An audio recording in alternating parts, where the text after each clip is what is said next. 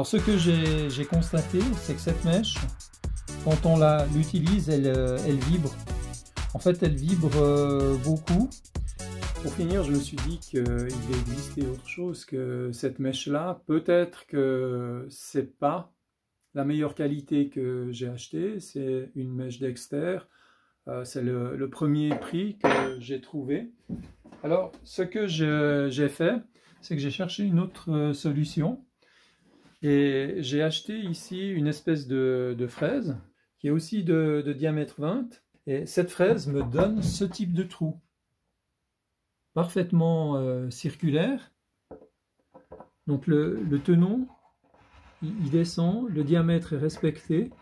Alors que dans les trous précédents, j'ai dû retravailler le trou à la râpe et à la lime pour pouvoir faire passer le tenon. Et encore, c'est pas très satisfaisant. Donc ça vient de l'irrégularité du trou, pourtant la mèche était toute neuve. Donc ce que je veux dire, c'est qu'aujourd'hui, je peux que recommander de travailler avec ce type de mèche.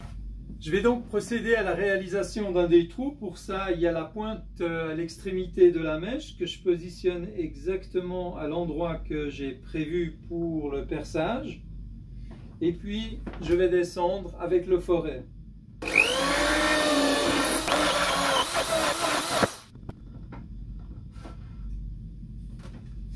Alors une recommandation, c'est percer, débourrer un peu de temps en temps, mais faites attention avec cette mèche de ne pas trop remonter de manière à éviter qu'elle sorte du trou.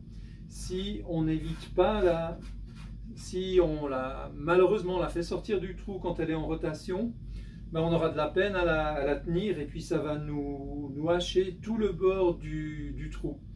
Donc bien la maintenir au fond. Une fois qu'elle a transpercé, arrêter la machine. Une fois que la machine est arrêtée, à ce moment-là, tout remonter.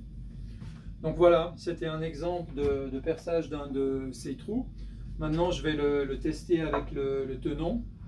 Et puis on va voir que c'est vraiment surprenant, c'est vraiment extrêmement précis par rapport aux autres trous que j'avais fait.